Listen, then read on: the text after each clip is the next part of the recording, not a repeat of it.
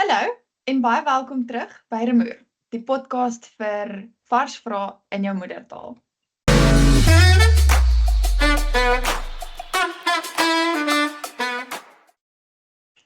How well do you really know yourself, and what would it take to find out? Today's guest is Johann Mynhardt. He's an Applied Jungian Practitioner at the Center for Applied Jungian Studies. He works with people facing trauma, searching for meaning, and trying to integrate intense experiences, including those brought on by psychedelics. His work is grounded in the ideas of Carl Jung, and it is a combination of his background in filmmaking, his interests in philosophy, and his personal practices. This conversation is about the unconscious mind, the shadow, dreams, the process of becoming yourself, and the hard work of healing. Johann, thank you so much for joining us. I'm going to hand straight over to Annika. Where do we start? Okay, so since Carl Jung is a infamous person, I'd like you to please explain to us who Carl Jung is and why was he so interested in the unconscious and what makes the unconscious to him so important. Thanks, Elnika. Yeah, I mean, that's a huge topic. I would start with Freud, who's the father of modern Western psychology. And Jung was a student of, and then later a collaborator with Freud. And then, of course, he split with Freud and he developed his own school of psychology called analytical psychology.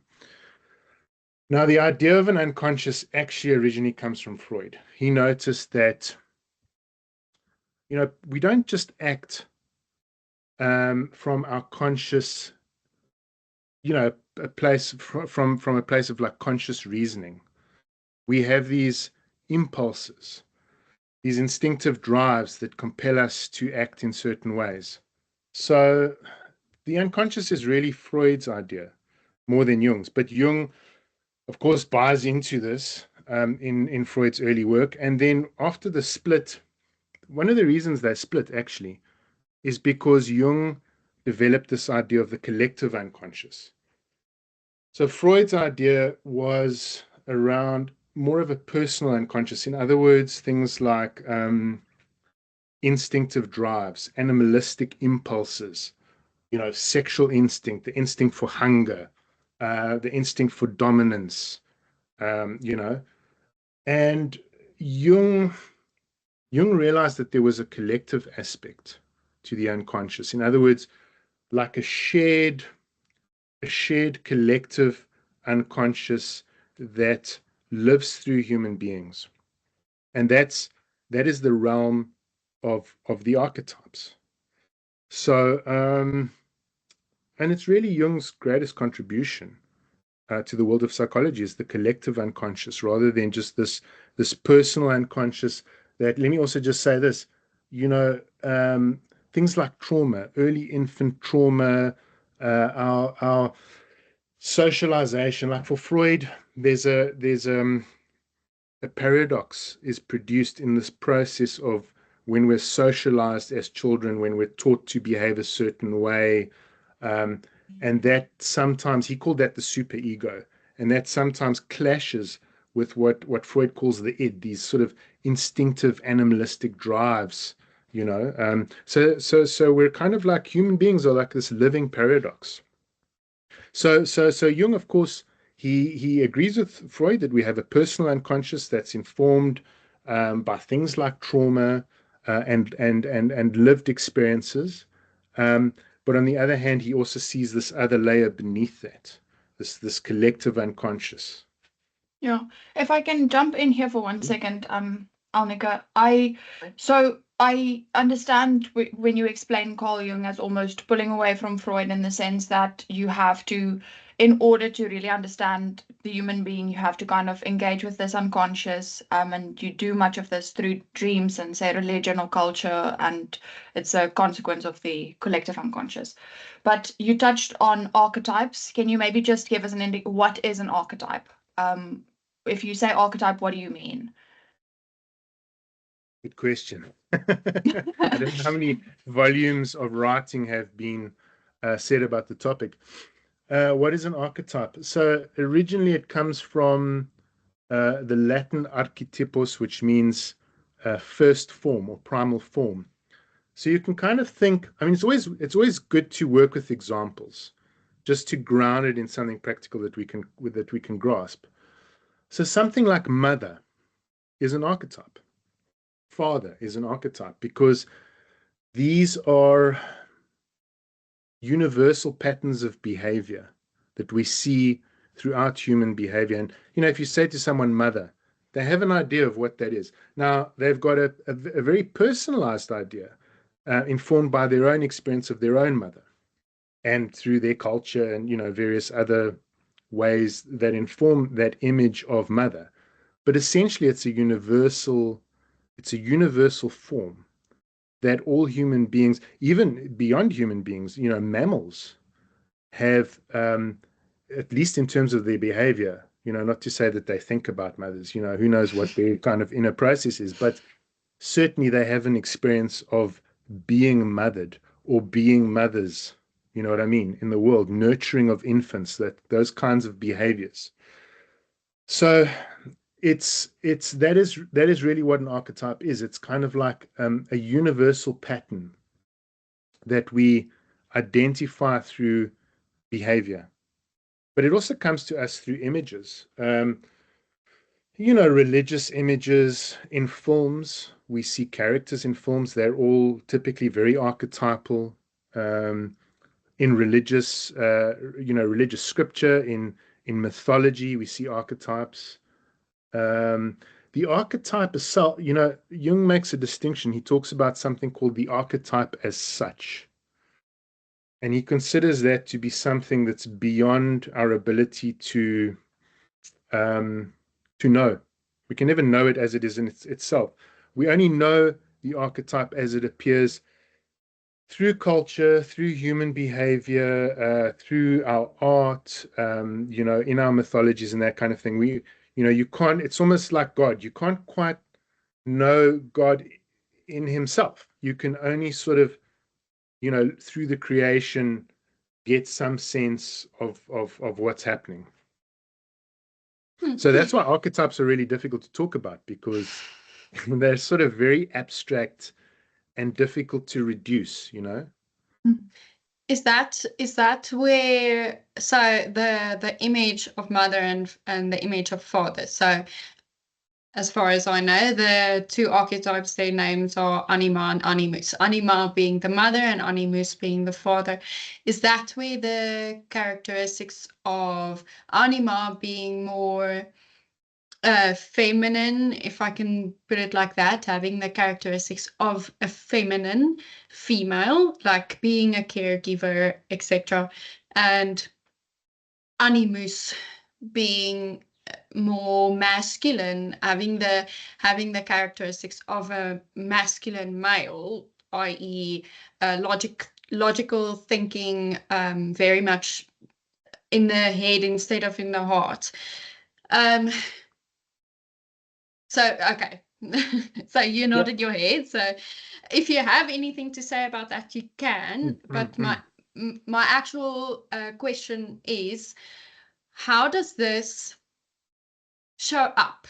So if I were to have, obviously I'm a female, and from what I know, it's typical that females lean more towards the feminine and males lean more towards the masculine.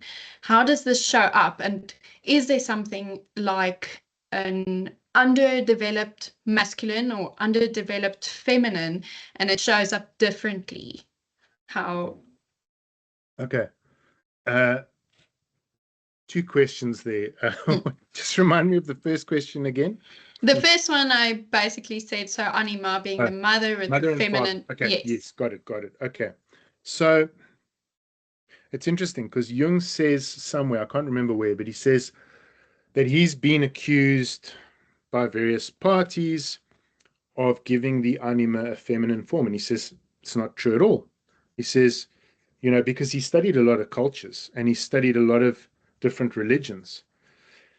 And the anima appears in a feminine form, throughout culture, generally speaking. I mean, there might be some exceptions. So I wouldn't say they are the images themselves are informed by our experience of mother and father or by culture. It seems innate. It seems, what's the word? It comes from the collective unconscious. It's almost pre-exists our own existence in the world. However, it's colored by our experience of our mothers and fathers. So, and then the archetype actually becomes what we call a complex. So if you think of the archetype as being a universal pattern of behavior, when we come into the world and we develop, we have a particular experience of mother and father, and maybe we're exposed to uncles and aunts that also inform that, or a friend's mother or a friend's father, and that also begins to color and shape our own individual complex that's constellated around the archetype of anima as the feminine and animus as the masculine. But let me just say a little bit about this. In Jung's time, gender stereotypes were very strict. Men were the workforce, women stayed at home, and a lot of that has changed. So Jung considered the anima, I mean, one definition of the anima is the feminine principle inside of a man's psychology, and the animus as the masculine principle inside of a woman's psychology. But the post-Jungian view, in other words, the Jungians that now have taken over from Jung since his death, the post-Jungian view is that we all have both to a greater or lesser degree, and we have to work with both these principles, both the masculine and feminine principles in our psychology. And that's very, very important. It's a very, very important view, which, well, I won't go into too much detail about that. Well, it makes sense to me. It Yeah. makes sense to me because, like, I'm not. The way I explain it to Anlu is I'm not constantly in my feminine. Sometimes I have to be in my masculine to get something done in a certain way. So it makes sense. Yeah. And it makes sense that the post-Jungian psychologists or thinkers have this view because it makes sense. It creates that duality. And totally off the topic, but I think this may have been it has some connection to gender ideology, but totally off the topic. Yeah, let's not go too much into that. But something else I wanted to say, because you bring up some really important points in what you were saying earlier. How does the anima and animus appear? Well, let's stereotype. Let's go back to, an anima possessed man is a man who is possessed. You spoke about being underdeveloped. Okay, so typically we actually use the term possessed because it's an archetype, and it's almost like being possessed by an archetype. It's almost like a possession. Sometimes we use the word obsession, anima obsessed, animus obsessed. So here's an idea from Jung, that an anima possessed man is a man who's possessed by his moods. And an animus possessed woman is a woman possessed by her opinions. Okay, so that's a really good starting point. Now, if you think about it, in a post-Jungian sense, we all get possessed by our moods from time to time. We all get moody. We all get opinionated from time to time. Whereas to contrast that with someone who is what Jung would call individuated. So now Jung speaks about individuation as the kind of the flowering and the unfolding of one's personality through life. And it's a complicated process. Someone who has a woman with a very integrated animus would be able, rather than being possessed by opinions, she has clarity of thought. So because the animus pertains to the thinking function and to reason and logos, like the biblical logos in the beginning was the word, and the word, reason, it's more than that. I mean, you see, the archetypes they have a spiritual dimension to them. They're beyond. Here's the problem. When we reduce the archetype to a fixed meaning, like we say, the animus is reason, it's now a stereotype and it's a dead pattern. It's no longer a living being. Okay. Yeah, it's almost more of an androgynous. Well, it becomes a stereotype, and Yeah. a stereotype is dead, because realize as well that archetypes are also evolving as humanity and culture evolves in some way. Like as we culturally evolve, the anima and the animus express themselves in slightly different ways. So you think of the development of logic and reason over the last several thousand years in say Western and even Eastern culture. It has changed and it has grown and it has developed. So it's a living thing. And the moment we say it is X, Y, or Z, it becomes a dead pattern. So we've got to allow it to be a living universal form. You know what I'm saying? So in the case of a man, for example, I'm going back to the classical Jungian model, the gender stereotype model. But of course, we apply this to ourselves because we all get possessed by opinions. So the animus is about, and again, I can't reduce it to just this, but the sign of an integrated animus is clarity of thought, capacity for reason, really being able to think through things. Whereas the anima is about relatedness, capacity for relatedness, not just with others, but with oneself.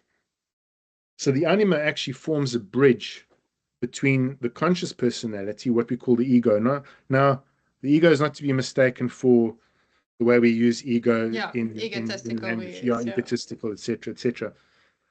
And not even in the way that some mystical religions talk about, you must get rid of your ego. It doesn't even mean that. It means your conscious personality and your conscious identity. Okay. So the anima forms a bridge between the conscious personality and the unconscious. And so it's about relatedness to others, but also to one's deeper sort of unconscious or spiritual self. You can even see it as spiritual or, whatever your belief system is. Can I have a question there. It's okay, so I don't know if you've read the Robert Greene's book, The Art of Seduction. So in it, he essentially outlines a series of characters. He doesn't describe them directly as archetypes, but he uses images like, and I fully hear your point about not putting this archetype into a form necessarily, because I agree with you in that sense that it kind of dies out. But the reason I phrase it like this is so Robert Greene uses the siren, for example, which is, I suppose, the inner female. It would probably be it's the power. It almost pulls power from the mystery and allure, and then he uses characters like the rake and the dandy and the coquette, which would probably equal to something that Jung would, I think, like a trickster or something like that. But what Robert does is he uses these characters as a technique almost more, instead of a way of integrating it as theory.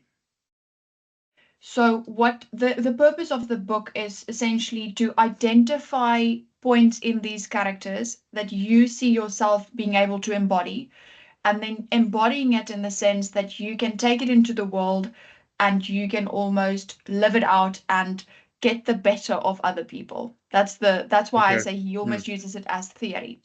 So the reason that I explain this is it's quite interesting to me that he uses it as almost a way of winning, where, as I understand, Jung's idea was more a way of integrating that hero's journey almost more. And it was interesting for me the different uses for things like archetypes.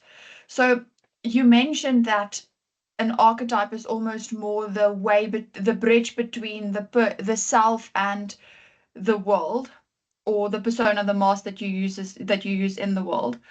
Um, why should I care about archetypes? Should I care because it allows me to win, or should I care because it allows me to fully integrate? Sure. Lots of questions. Can Okay. I try? Let me wait. Don't make it Okay. too complicated, because it's let me just try and respond to that, because that's already very rich. So the problem with archetypes is because they're so abstract, we have to reduce them. We have to have an image of the coquette or the siren in a way, in being, you might consider those as a cultural reduction. It's like the image of God. We have an image of God, but Yes. yeah.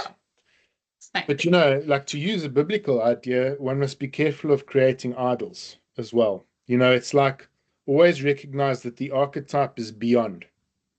So that's the point about reducing it to a fixed meaning. However, you see, you know what? Don't think about the archetype and a literal meaning as black and white. Maybe the best way to think about it is on a spectrum.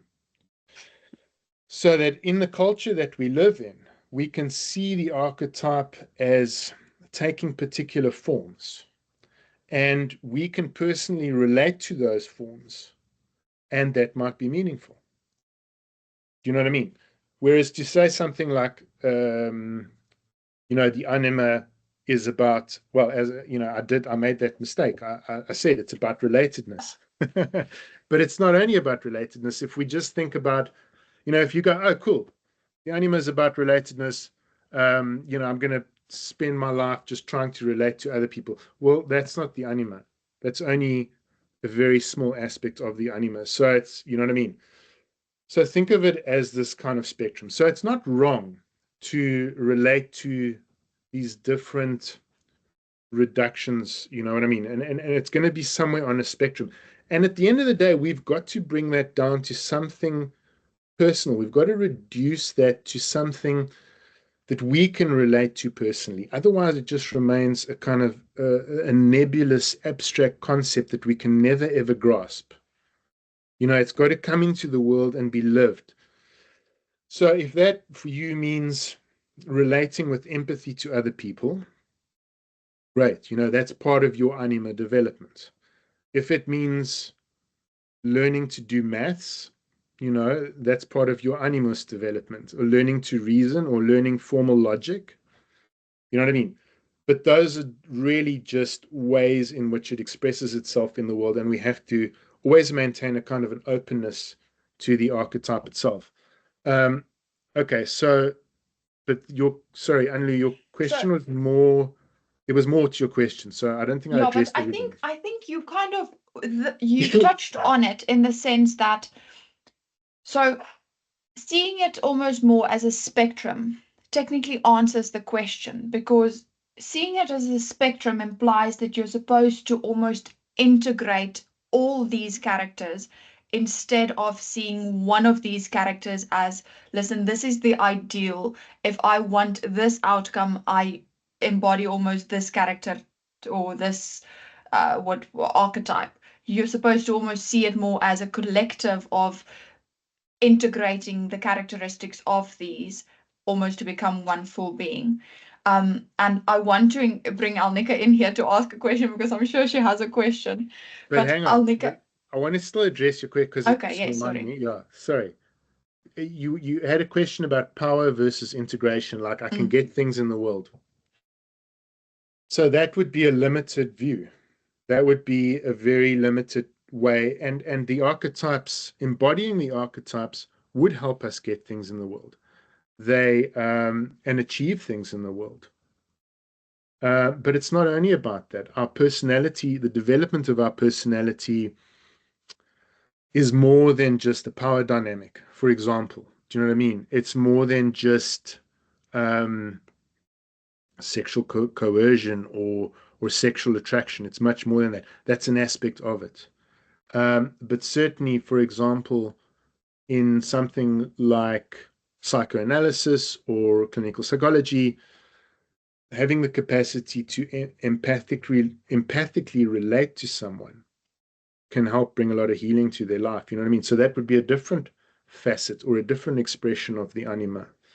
In the case of the anima facing inward, in other words, my ego relating to my own unconscious, that would help me integrate and relate to many archetypes, because the anima being the bridge, is a kind of an openness to all these other archetypes and their potential to be expressed through me.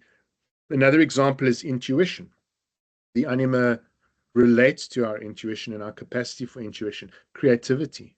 The anima is very creative. So if you think of animus as very ordered and structured and logical, take music, for example.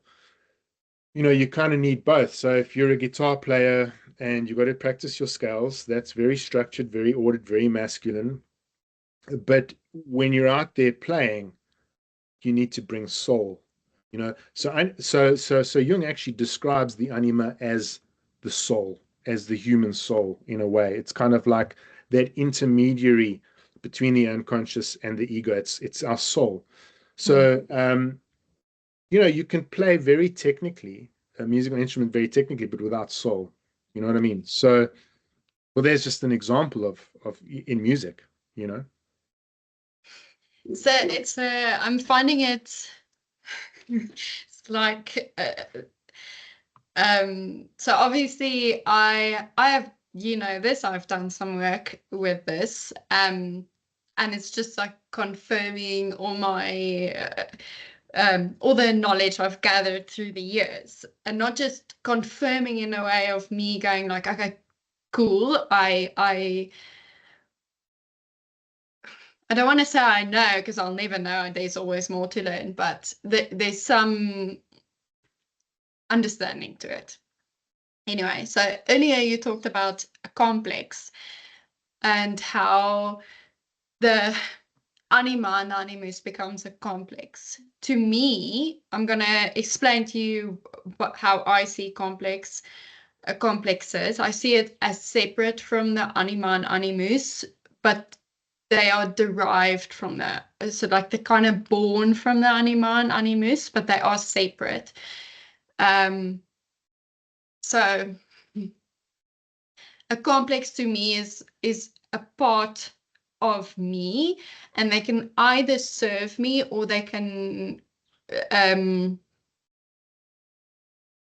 sabotage me in a way. If I accept I want to say, if I integrate the complex, then they serve me. If I don't, then they sabotage me. And I want you to talk about that. How are they born? How are they born, and how do we take the complex and integrate them or get them to serve us instead of sabotaging them? So Annika's asking you to please explain your Yeah. entire curriculum for the entire year That's exactly in one I, answer. That's exactly what I was just thinking. It's like, where Give do I us a start? shortcut. So I know there's a lot to it. I know, but I want to.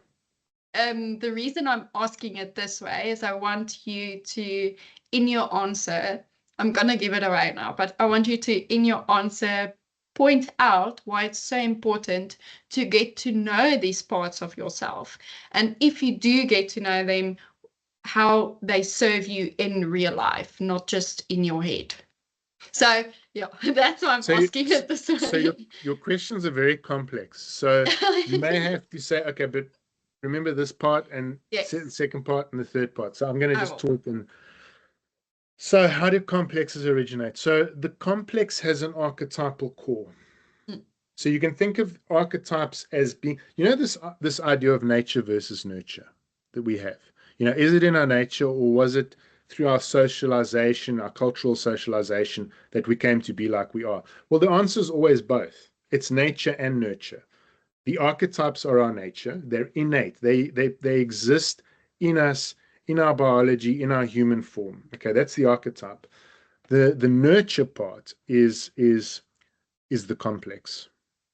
So it's like I said, mother, our experience of our own mother informs our own experience of our anima, and later, you know, other women in our lives, grandmothers, you know, partners, etc., a wife, etc.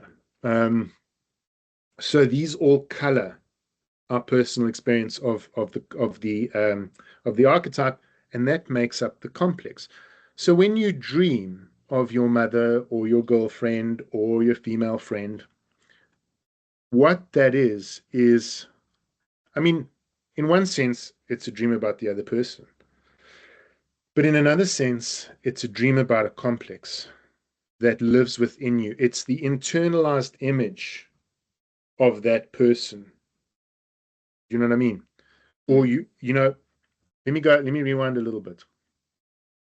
Think to, you know, if we go back to Freud and early childhood development, you as a small child are in relationship to, you know, your parents, typically. I mean, not everyone, but for most people. And those relationships become internalized in childhood. So there's a child and there's a mother. There's a child and there's a father. And we take in those experiences and we internalize them. That becomes a complex. So later in life, let's say you had a father that was very authoritarian, maybe even a little bit brutal, you know, a bit over the top. Maybe not all the time, maybe only just sometimes. And you're in a job and your boss reminds you of that because he's very authoritarian. That can cause a lot of personal friction. But let's say everyone else in the office is like, what are you talking about? He's a fantastic guy.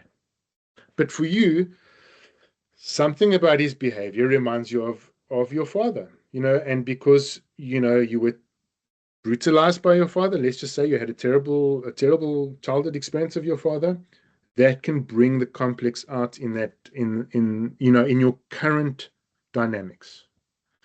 So complexes, you know, they color the way we experience and see the world. And I'm sure you've heard the term projection. Yes. So that early experience of taking in the relationship with parents and, you know, whatever's around us, siblings as well, and, you know, whatever other things, animals, pets, we take in all those experiences. That's called introjection. And later in life, those become projections. You know, instead of taking them out, we project them outward onto other people. So suddenly your boss, you know, you're projecting your father onto your boss, or you're projecting your mother onto your wife, or you're projecting, you know, and so on and so forth. And it's not only in childhood, it's throughout life that this happens. We have these experiences, they become introjected, and then we project them again. Someone who has a bad trauma will often, certain images or certain objects or characters that were experienced during the trauma will be projected again out into the world. You know, so someone who was in a terrible car accident might have a problem driving because, you know, in their inner life, driving cars is dangerous. So this is why complexes are very important to get a handle on, because they color our experience of life. Okay. And so if we're always blaming the other person, if we're always in projection and we're like, oh, I hate my boss, I can't get along with him. Well, everyone else seems to think he's a pretty good guy and he's doing a good job and he's not really that bossy. He's just, keeping order and structure. Then you got to go, hey, wait, maybe it's me. And so you look within and you say, well, I had a tyrannical father. Maybe I'm projecting that out in the world and it's distorting my view of other people. And it's not allowing me to get on very well with other people in my relationships and to get on with life. So it's sorry, just to finish. So it's kind of like you really have to get to know yourself and your inner life and the complexes that live within you to create a kind of a harmony with the outer world as well, Okay. So just to put it plainly, and to make sure that I understand it. So a complex is born out of experience and your image of your animal, or your archetype, your animal, animus, whichever. Then you have the complex, and the complex you project into the outer world. Am I understanding it correctly? Yes.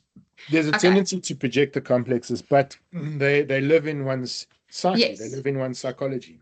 Yes, and you can they never go away. You either integrate them or you don't integrate them. Well, look, complexes can be more complex than this, you know what I mean? I'm just showing you one aspect of complexes. Freud famously, Jung came up with the idea of a complex.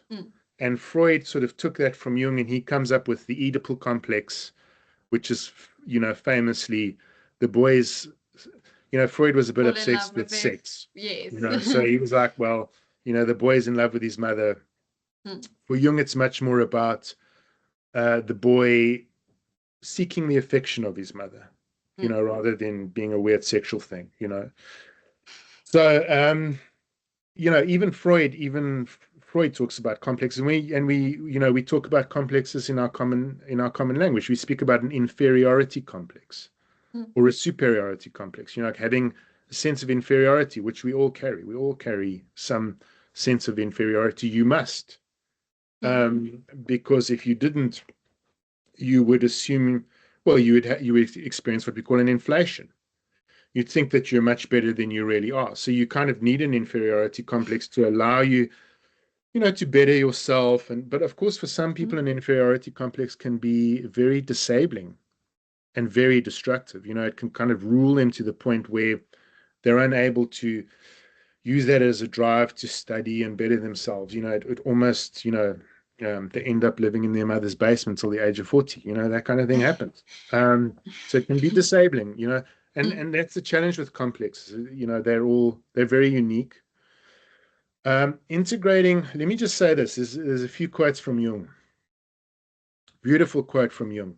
He says, most people know that they have complexes, but few of them know that complexes have them. You see, we're possessed by our complexes. They control us. And so until you get a bit of a handle on them, it's kind of like sorry to interrupt. No, it's kind of like that movie. What's the animation with the emotions in the girl's head? Inside Out. I haven't seen it. Yes, I haven't seen it, but I know kind of like that. Exactly. So those are like complexes. Another quote from Jung. Now, I might not get the wording exact, but Jung says something like, complex can't really be overcome. It has to be lived out in the world. Now, some people will misread that. For example, you think, like we were speaking about inferiority complex. So you think, oh, well, let's say I believe I'm stupid because when I was at school, I didn't do very well. And, I had this teacher. And so that's a complex, and now later in life, you realize you feel inferior when you're studying. So you strive and you work harder. And maybe you do an honors degree and eventually you're doing a master's and now you're doing a doctorate. But I can almost guarantee you that at the end of the doctorate, you're still going to feel the same way.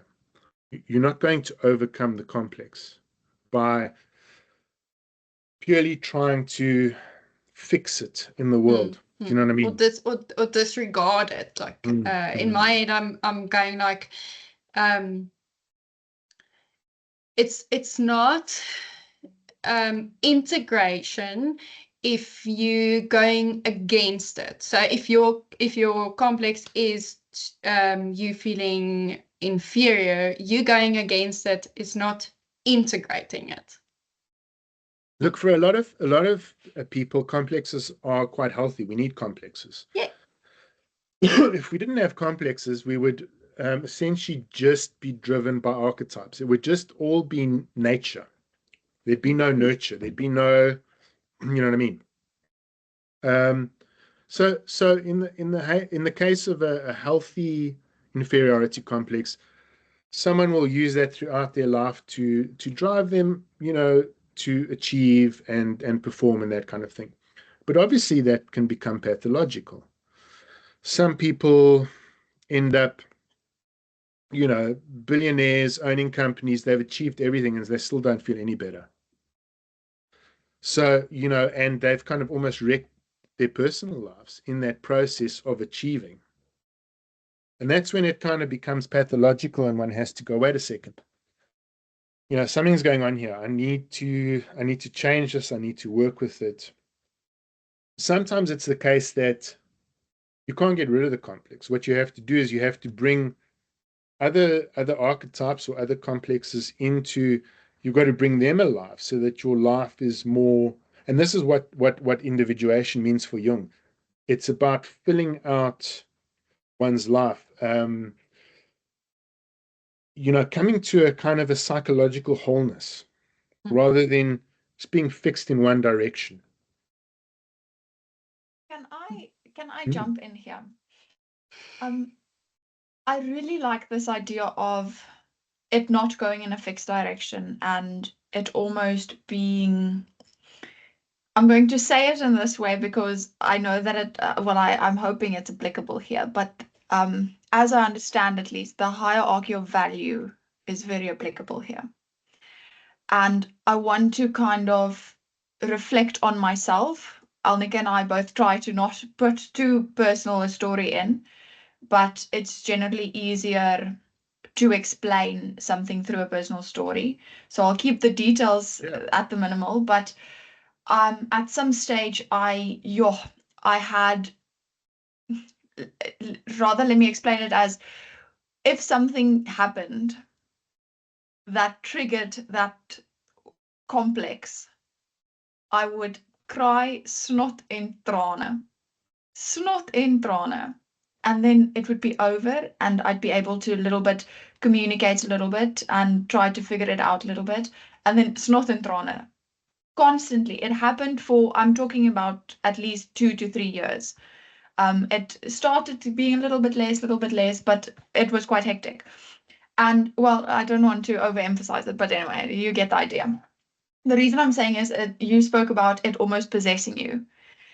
And I had to recognize it and went to just talk therapy.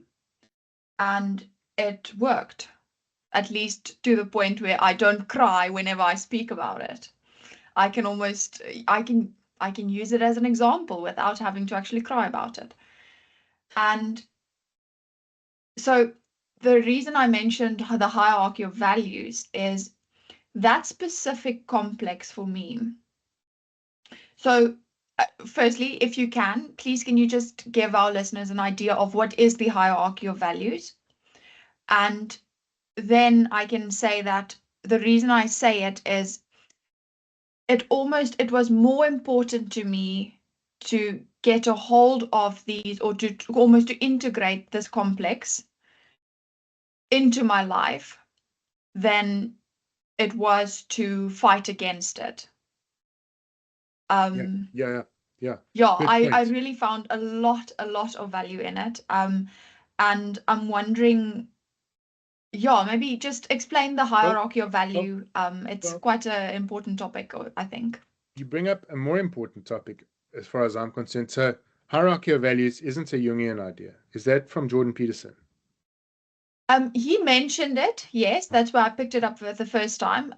But yeah, It's not a specifically Jungian idea. So I know it sounds like something Jordan Peterson might have brought up, and he's not actually a Jungian. He's a clinical psychologist who likes Jung and likes to promote Jungian ideas.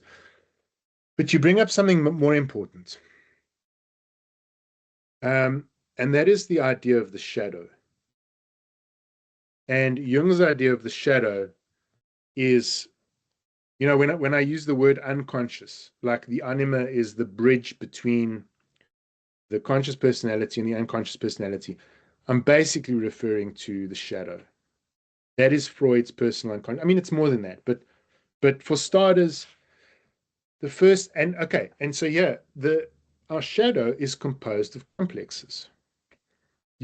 So just as the collective unconscious is composed of archetypes, the personal unconscious or the shadow is composed of complexes, and they're linked. Each complex has an archetypal core.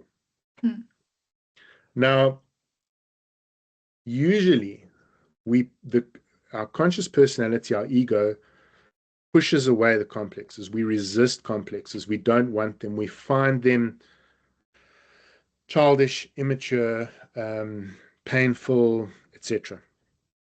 So that unuseful. Yeah. So I'm going to go back to the inferiority complex because that's a good example. Most people don't want to carry a feeling of inferiority in their life because it's painful. It's like when I'm sitting here in class, I feel stupid. I don't feel competent. When my boss talks to me that way, I feel bad. Maybe I go for talk therapy and I realize, my God, it reminds me of this teacher at school that used to, and the kids used to bully me or whatever, and that sort of stuff comes out in talk therapy. That is the shadow. It is an inferiority complex lives in one's shadow. And it's not so much about, you see, the healing isn't so much about getting rid of the inferiority complex. Because who would you be if you didn't have an inferiority complex? Yeah, You'd it's like probably taking that entire piece of my life out. It forms part of who I am. I can't just take that out. Well, not just that. You see, if you didn't have an inferiority complex, you would suffer from what we call an inflation. Oh yes, fair enough. You would puff your chest out, running through the world, thinking that you're the greatest thing since sliced bread, and you wouldn't even have the capacity for self-reflection to look back at yourself and go, hey, maybe I'm wrong. Maybe I can improve. Do you know what I mean? You've got to have an inferiority complex in order to have that capacity. So it's not so much about getting rid of or healing the inferiority complex. It's more about being able to bear it so that I can find the meaning in it. So that, hey, yes, sometimes I feel terrible. Sometimes I feel incompetent. Sometimes I have an imposter syndrome. But this helps me better myself, improve myself, and that's a good thing. So being able to ground oneself in the inferiority complex and then bear the difficult feelings that come with the inferiority complex is a kind of maturity. To be able to sit with your feelings of pain, suffering, whatever that looks like, feeling incompetent, that's powerful. Not getting rid of it. Yeah, that's very true. This is what Jung means by coming to wholeness, like your capacity for, it's like you can't empathize with people unless you've suffered. You need to suffer deeply in order to. So when you see someone else suffering, a child or a good friend, you can sit with them, you can hold their hand, and they can feel, hey, someone in the world gets me. Now that's individuation. That's growing, and opening up your or growing into a greater wholeness in your psyche. The capacity to deal with difficulty. So this is what integrating the shadow is.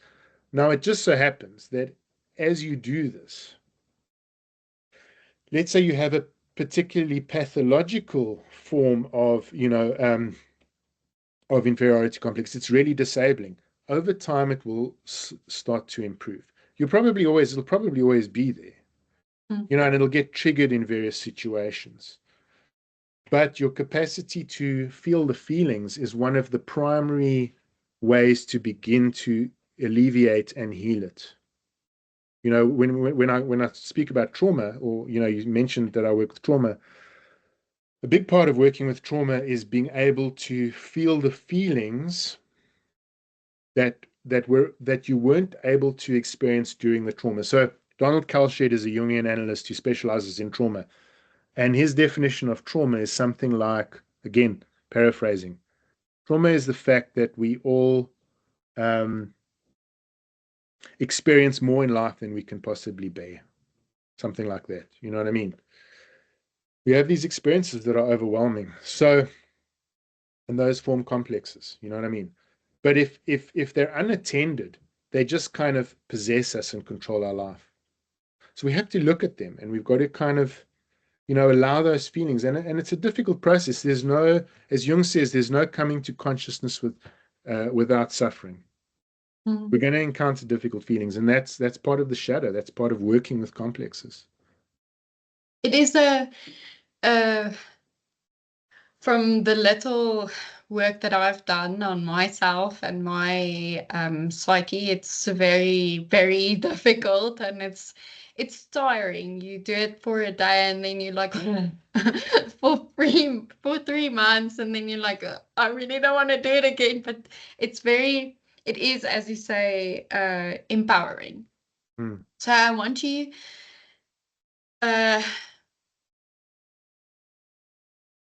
with what you just said, you can kind of get the conclusion that it's important to get to know yourself. But I want you to say it. I want you to say why it is so important because what would be the results if you don't get to know yourself?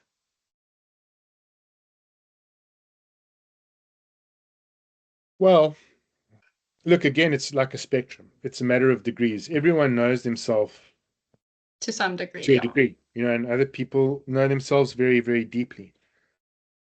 So for Jung, you know what it is? I can't remember who said this, but I read this. The difference between an individuated person and a non-individuated person is like the difference between a bitter old man and a wise old man. That kind of sums it up. You know what I mean? Mm. Someone who has the capacity for, who's had all these archetypes express themselves through their personality, has a capacity for empathy, reason, embodiment, intuition. You know what I mean? Rather than just stuck in this one place in life, live that way, and ends up being kind of, and it happens. And as you get older, one does kind of get a bit stuck in one's ways. So, you've got to mix it up. You've got to break it up a little bit, mix it up, and try to shake things up, and live. It's about living. It's about the anima. Jung says elsewhere that the anima is the archetype of life itself.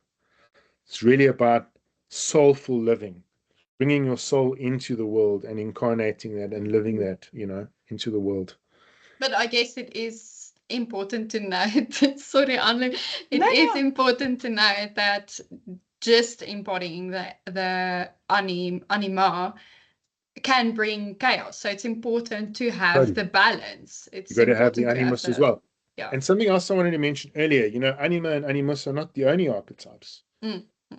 They're a Western conception of masculine and feminine, logos and eros. But there are other archetypes as well. Mm. There's the self, for example.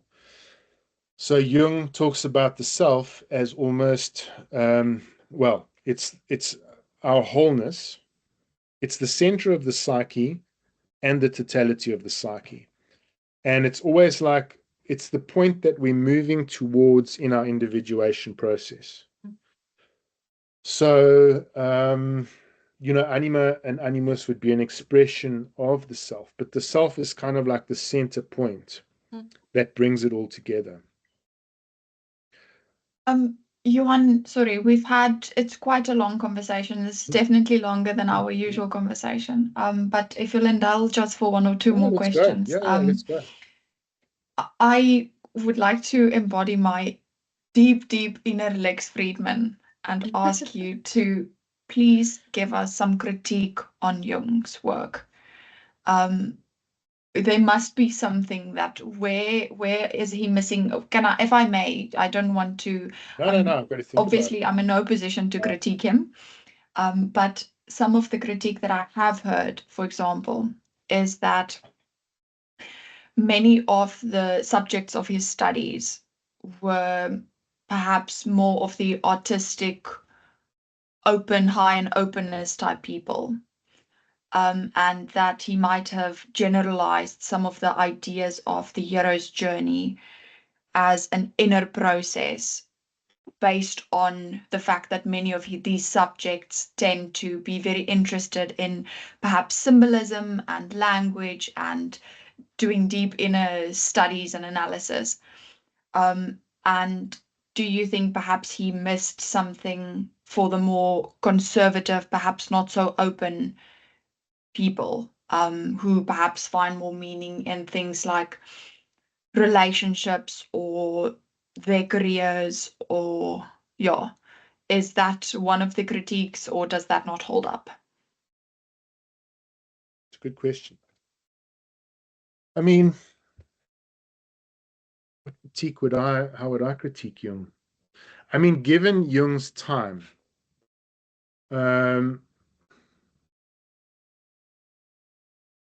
he was accused in his time of being a mystic. And Freud accused him of being a mystic. But then Jung turned around and if you really think about it, Jung is right here. Freud's very strange sexual theories are far more mystical than anything Jung has ever said. If you really go and look at Freud's weird sexual theories, you know what I'm saying? Jung accuses him of being a tantra master without realizing it, Tantra being like sort of sexual mysticism from the East. If you read Jung's writings, they are very, very scientific and they're very dense and actually quite difficult to read. He was a trained scientist, so he's very rational. And you can see in his life, he's got these anima and animus again, and again, not to reduce it to those two aspects, but he's got this very rational side, and he's got this completely non-rational, intuitive faculty. I mean, if you read his autobiography, Memories, Dreams, and Reflections, he talks about how he intuitively knew all these things about God as a child because it just kind of intuitively made sense to him. And he was looking at the pastors and he was like, oh, you're talking nonsense. You don't know. It's like, and he had these deeply spiritual experiences as a child. And then later on in life, he goes and he studies and he's doing sciences, and you can see there's a struggle in his life to try and somehow integrate the rational and the non-rational and bring them together. So a lot of the accusations flung at Jung are, I would say, misplaced. Because nowhere, someone says to you, someone asked him a question, it's a famous story, someone asked him a question, they say, they asked him some question about God. Do you believe in God or something like that? And he says, that's the wrong question. I don't need to believe. I know that God exists. Yeah, I've watched that interview. I think they first asked him, did you as a child believe? And he said, yes, I believed. And then they said, do you now believe? And he said, I don't. That's a difficult question because I don't believe now, I know. Yes, exactly. And then, he got a lot of backlash from the psychoanalysts at the time that were all very interested in science and the scientific method and this kind of thing. It's like, how can you say God exists? No one can possibly prove that scientifically. Of course, you can't prove that scientifically. And then Jung said, well, look, I didn't mean a transcendent God. I meant a psychological God. God's presence is, the evidence of God is in the psychology of mankind. You know, whether you take that to mean that there's a God beyond, or whether it's just something in the psyche of man, it's there either way. And that's the fact. Because Jung empirically studied the psyche, and he found that in the psyche of man as a whole, there is a God principle. Sure. So, you know what I mean? He's also very misinterpreted, and he's accused of being a mystic, but, you know, it's like, what did he really mean? Well, he didn't really mean that, because he was Kantian, you know, the philosopher Immanuel Kant, who always said, you know, you can't really prove what's beyond your senses, you know what I mean? So, you know, Jung is a complex character, and to understand his writings requires a lot of complexity. You know, it's like you need to have studied Greek and Latin and mathematics and philosophy, and you've got to know Schopenhauer and Kant and Hegel, and you've got to like know all this stuff just to be able to understand where Jung is coming from. You can't always just take him at face value, you know what I mean? Yeah. Well, I So- think I speak for Alnico when I say that's why we're so thankful for people like you who spend your time, and your passion is to really help us to understand all the works that we don't have necessarily You had have a access question. to. We were going to talk about dreams, and I thought that would be really cool Oh, yes. if we have time. Yeah, well, should I kick us off with I have off the top of my head, I have a starting point for dreams, which is very interesting. I don't want to tell what my dreams have recently been. They've been a little bit like on the hectic side of life. So I'll leave that out. But I do have, as a child, I had a recurring dream of being trapped in a tunnel. We don't have to analyze it. You're welcome to, but I'm just telling it to, I'll get to the point. I had the dream of, it was a recurring dream. I was trapped in like a big cave, and there was a giant, but in my head I could make this giant small if I really focused on it. And I went on to the Center for Jungian Studies Applied Jungian Studies, yeah.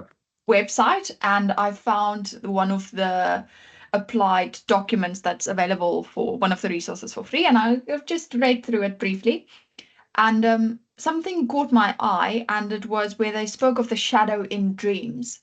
And it said that, if I remember correctly, something like it generally presents itself as a figure. I can't remember what it said the example figures was, but I immediately thought of the giant. And then I also picked up that it mentioned the persona as perhaps being what you wear, or how you're dressed, how you're presented in your dreams. And I specifically recall, as a child, I was generally at school without clothes. Let me jump in quickly. Yeah, very interesting. The persona is another archetype that Jung describes as being the mask, the social mask that we wear. And it's described as a mask because we never really reveal our true inner self when we're around others. I mean, there are situations when you're with a good friend, or you're, you know, in a therapy session or something like that. But generally speaking, it's a kind of a mask, you know what I mean? So that's the persona. So that's why it's symbolized by clothing and that sort of thing. But typically a dream like that about, you know, going to school naked or something like that, I've had those dreams as well, is generally about a kind of a vulnerability. So think about it. If the persona, if the mask is taken off, our more authentic self is exposed, and we feel vulnerable. You know. But let me say this about dreams. Like archetypes, we have to be careful reducing them to a fixed meaning. The moment you reduce, you know, if I say that's what being naked in a dream means, and that's the end of it, now that image from that dream is dead for you. You've decided on the meaning, and you've cut yourself off from the image. So James Hillman, who's the father of archetypal psychology, who was a student of Jung's, and then he developed his own school of psychology, his process is stay with the image. So things will come up. You'll say, "Oh, yeah. If I think of myself being naked in public, that feels vulnerable. I want to cover myself up. And you allow the image to speak to you. So a lot of people are like these days. They use ChatGPT or something like that. They go type the dream in ChatGPT. And That's literally what I did. well, here's the thing. It's not wrong. It's not wrong. It can be helpful. The way we approach dream analysis is you have personal associations, and then you have what we call an archetypal amplification. So as like a practitioner, or if you go to a Jungian analyst, you'll share the dream. But now, obviously, your analyst's been working with you for a while. They know your life story. They know what processes are unfolding for you. So they can help you spot these kind of blind spots in the dream and help you interpret the dream in that sense. They can also offer you archetypal amplifications. Now, the archetypal amplification is the problem with it is it might be too generic. So you've got to always look at your own personal associations as well.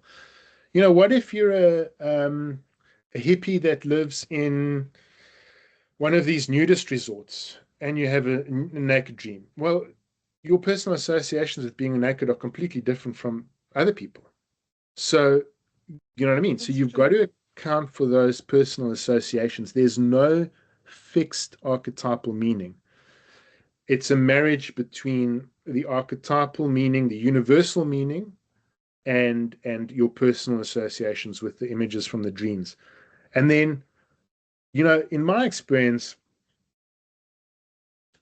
a dream can have a potentially infinite number of meanings, but we don't have till the end of time to interpret a single dream. So you stop after a certain point. But I think I counted once 6 layers of meaning in one dream.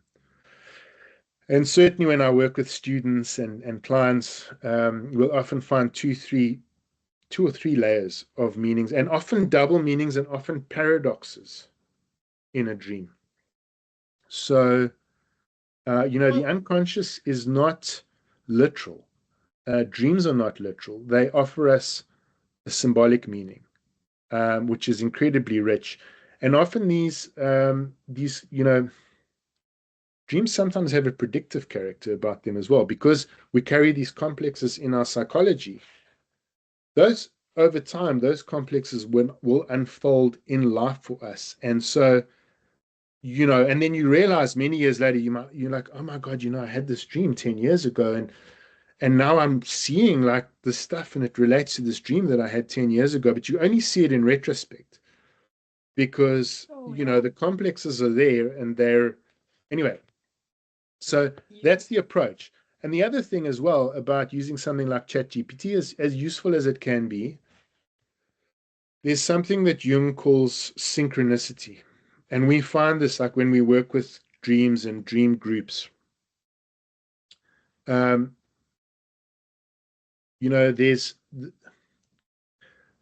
universal archetypal meaning. How do I say this? I'm trying to think, maybe I need to use an example. I mean, I'll use an example, like someone that was on one of our psychedelic workshops. I don't work with psychedelics, but psychedelics have become popular, and people go and they take psychedelics, and then they have these like mind-blowing experiences, and then they don't know what it means. And then they come to someone like me and they go, yeah, and then I saw a spider was like sitting eating me, and like these crazy images. And then they're like, well, what does it mean? You know what I mean?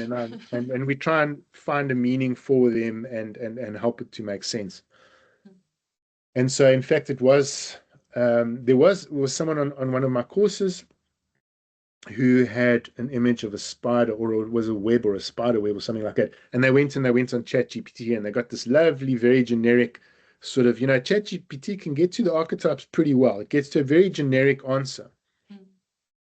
But just before they posted this on our online learning platform, I'd just come out of a session with a client who was telling me about a dream where they had a spider in this dream, this giant tarantula in their kitchen. And so as I came out, I then read this, and all sorts of, and then other people came in, and it was like, it's sort of like Jung says that the self constellates in groups. So when you sit in a group like this and we discuss a dream, usually what emerges is far more pertinent than some generic kind of textbook answer. You know what I mean? When two, it's sort of that biblical principle again. And as I was saying about Jung talks about the self as the center of the psyche. It's kind of like our bridge to, if there is a God beyond this world, the self is the bridge to that divine, to God.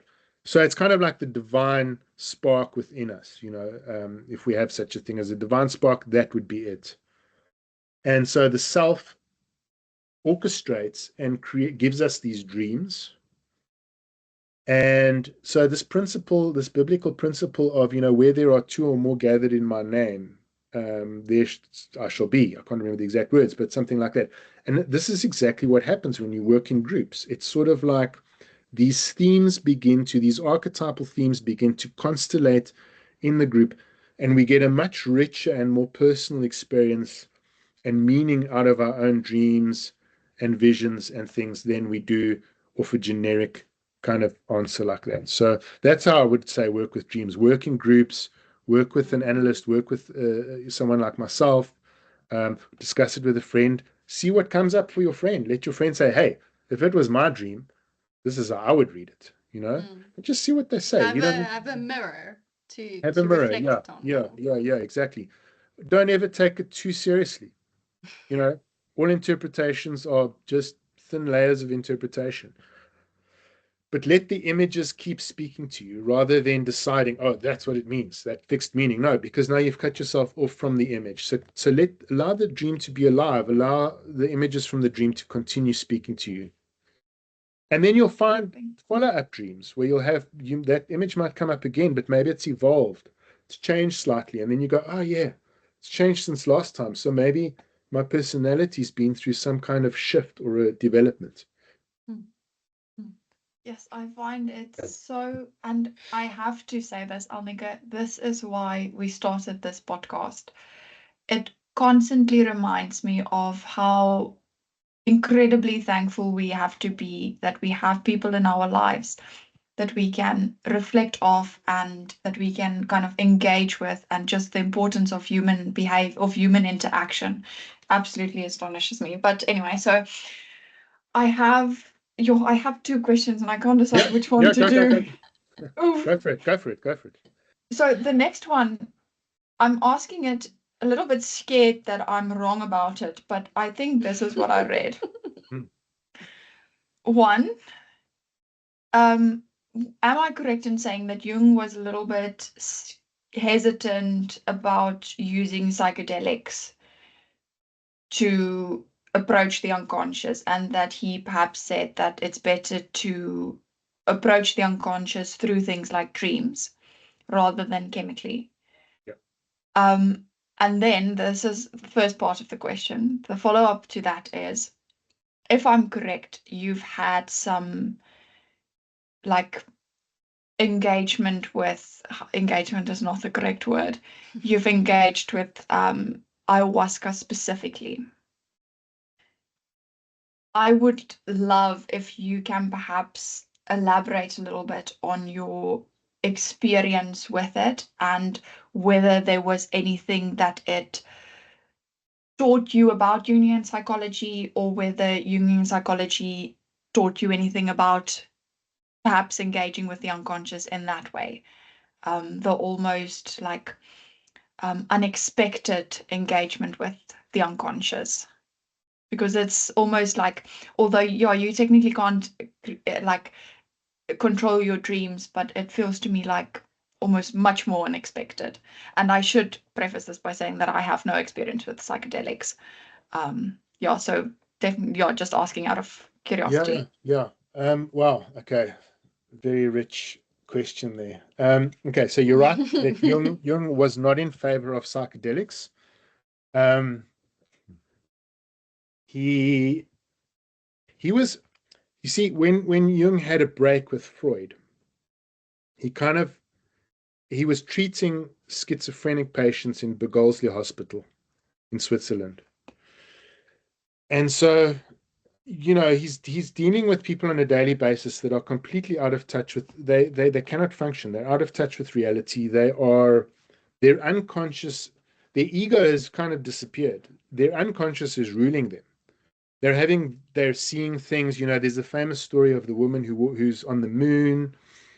There's a famous story about Jung and Marie-Louise von France, who was her first day as a nurse under Jung. She became a Jungian analyst in her own right and an author, amazing woman. And,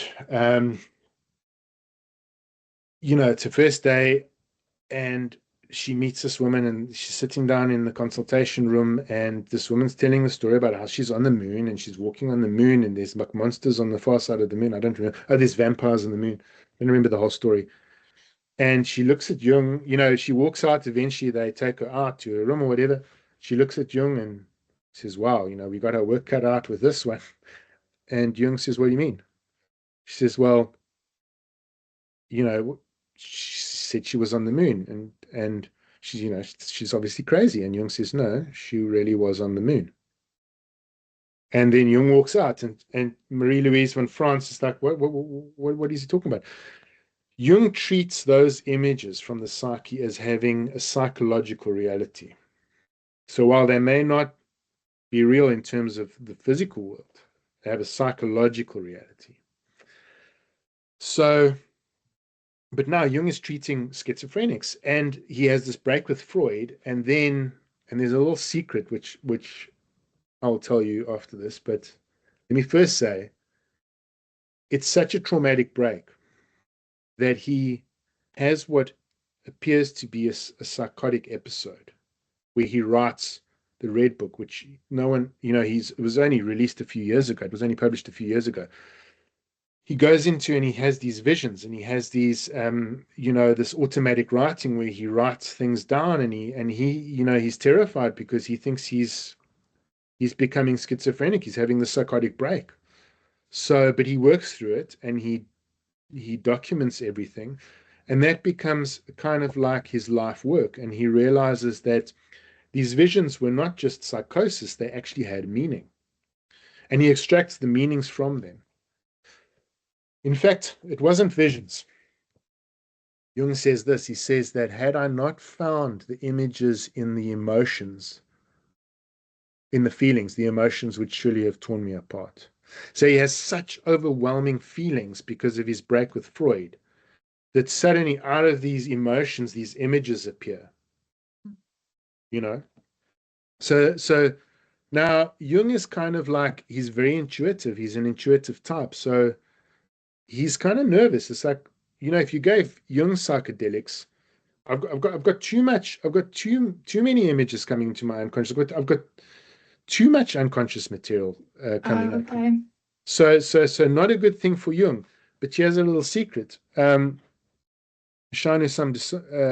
Shamdasani, his biographer, has found evidence that he may have been taking and experimenting with mescaline around this time. Okay, because just to be clear, mescaline is a psychedelic.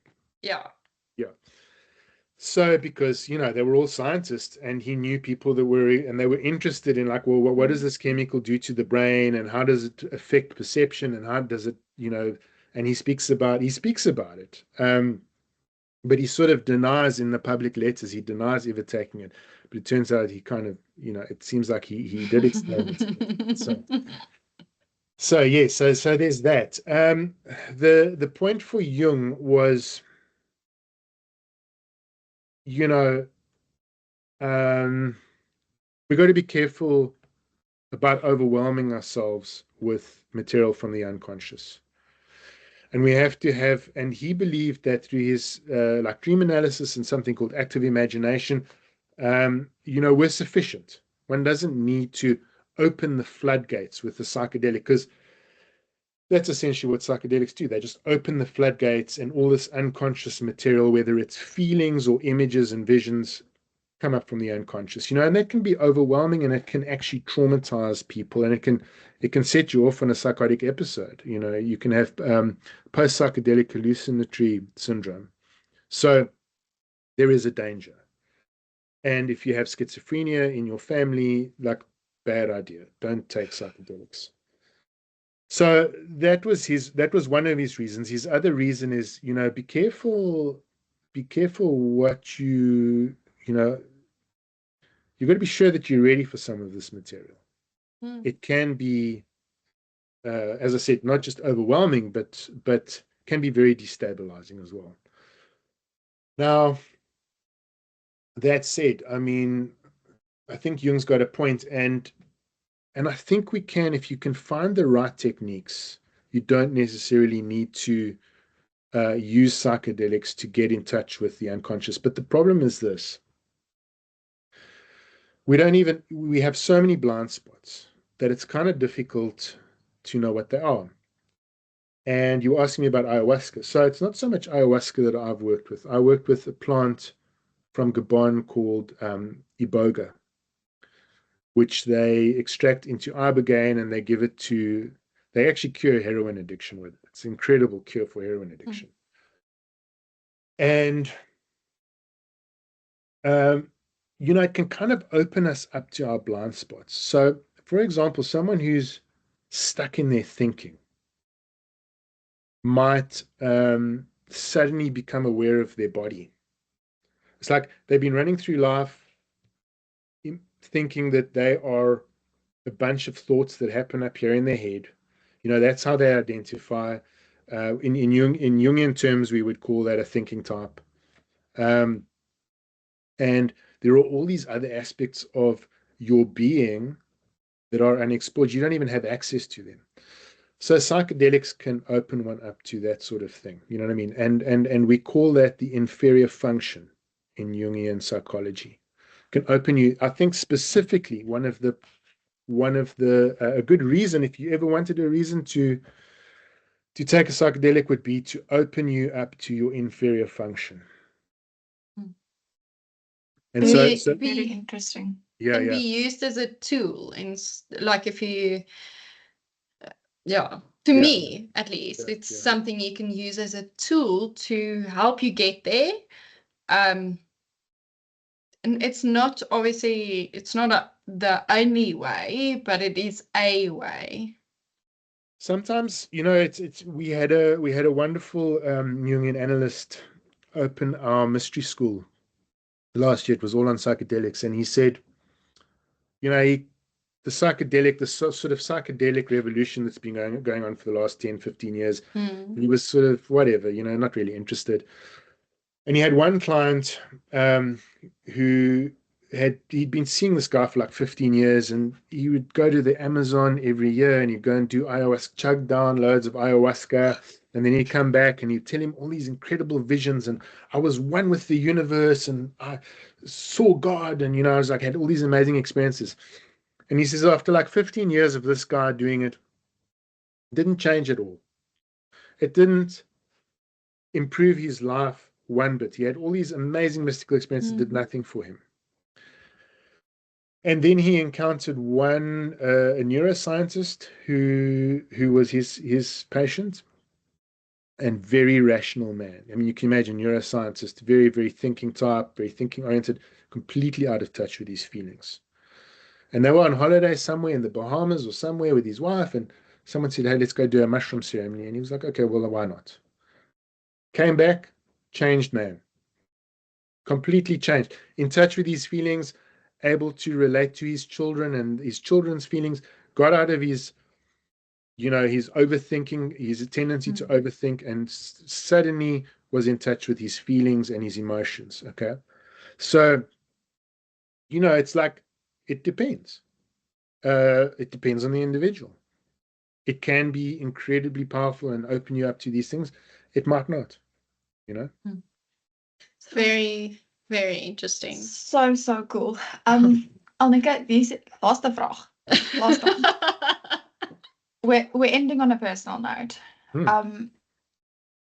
I think I left it out of the introduction, but you enjoy combat sports and you like free diving and a series of hobbies. Do you think something like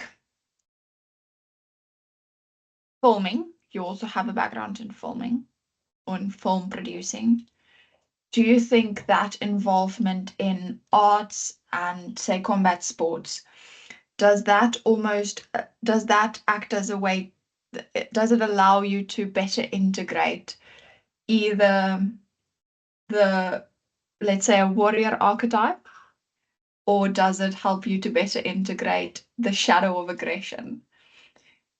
Or is that not even a question? The reason I ask it like that is, can something like arts and sports help us to either integrate the shadow or to integrate an archetype like a warrior? Absolutely. And that's why Jung's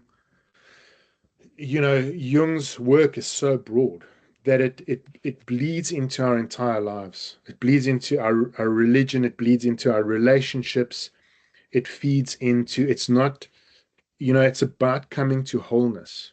And you can't do that without living. You've got to live life. So it's exactly as you say, experiencing yourself embodied in the world in some way. That requires something like sports. Well, I mean, not just sports. Sports would be what Jung would call an extroverted activity. It's very like your focus is more on the outer world. Whereas introverted activity would be something like an internal awareness of your body. So that might be something like yoga, um, you know, or Journaling. something like, I mean, you have therapies like somatic experiencing that trauma-based therapies where, there's this idea that all the trauma lives in our nervous system, and the only way to kind of heal the trauma is to really get into an awareness of the body. So in the case of someone that's highly intuitive or like a thinking type, they may need to get into their body and really feel the body and feel, and that could be very healing for them. So bear in mind that, it's not just thinking, feeling, sensation. Sensation is kind of like the physical world for Jung, or intuition, which is kind of like the creative dimension. There's extroversion and introversion as well. There's the inner and the outer combined with all of these. So I kind of lost track of the question again. For you, Yeah. something like taking part in combat sports or being involved in a new film, has that helped you to integrate better? Yeah, exactly. Totally. And it's an expression of the archetype through one's life. As you said, like warrior, but something like Brazilian Jiu-Jitsu that I do is not just the warrior. There's a warrior aspect, but there's also a lot of thinking. It becomes, at the advanced levels, it becomes like a chess game. It's like I do this move and then, you know what I mean? So now all of a sudden there's like thinking going on as well. The creative side, filmmaking, and the various artistic activities, music that I've been involved in. Yeah, I mean, that feels like an expression of soul coming through and being lived out in life. Free diving, just being in nature. I mean, I think people love to be in nature, just immersing ourselves in nature is so important. It's all about living more fully and more wholefully and more soulfully, So it's not just about sitting in a room and talking about feelings. We've got to get out there and live. Yeah. Not to say it's not important to talk about feelings. You've got to do that as well. You know what I mean? It's all about the balance. All about the balance. Well, not always. Not always. Jung, in his 7 Sermons to the Dead, I think it was in 7 Sermons to the Dead, there's this Philemon who's sort of like Jung's guide, says to him, when you get to a place of balance, you need to unbalance yourself. Because if you think about it, add in the chaos. finding once you achieve balance, it can be become kind of like a state of stasis, Mm. where you're not moving and you're not growing. You're kind of, and I'm not saying balance isn't important. We have to find balance in life, but you have to sort of unbalance yourself in order for growth to happen. But then when you're completely unbalanced, you've got to bring yourself back to the balance. So it's kind of a back and forth between finding balance and unbalancing yourself. The anima and animus playing with each other. Oh, that didn't sound so great. But anyway. Depends on how you interpret it. Well, look, there's the marriage between, ultimately, there's, in alchemy, Jung looked at alchemy as a kind of a proto-psychology.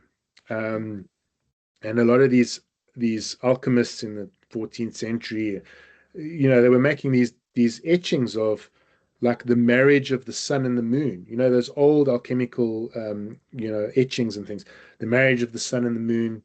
And that is the uniting of, or what we call the alchemical marriage, the uniting of anima and animus, the uniting of the rational and irrational function in one individual being, and that gives birth to the self, or the transcendent function, or, in alchemical terms, it gives birth to the philosopher's stone, over time, of course. But, so all of these different myths and analogies are all just different ways of expressing those same archetypal universal truths through different sets of images or different mythologies or different ways of thinking, And Jung saw all of that. He saw all those patterns across religion, across culture, across, all our different forms of knowledge, and he saw those patterns and identified them. That's really cool. I think we have reached the end, unfortunately. Two things. If there's anything else you want to say, you can say them, and then please tell us where we can find out more of you and more of what you do. Anything I haven't said? Sure, we've covered a lot. We've covered quite a lot. I can't think of, we could speak for days. We could speak for days about all of these topics, but I can't off the top I don't of my know head. if I'll be able to keep up for days, but Yeah. I think we covered really, really good ground, so thank you for the questions. And yeah.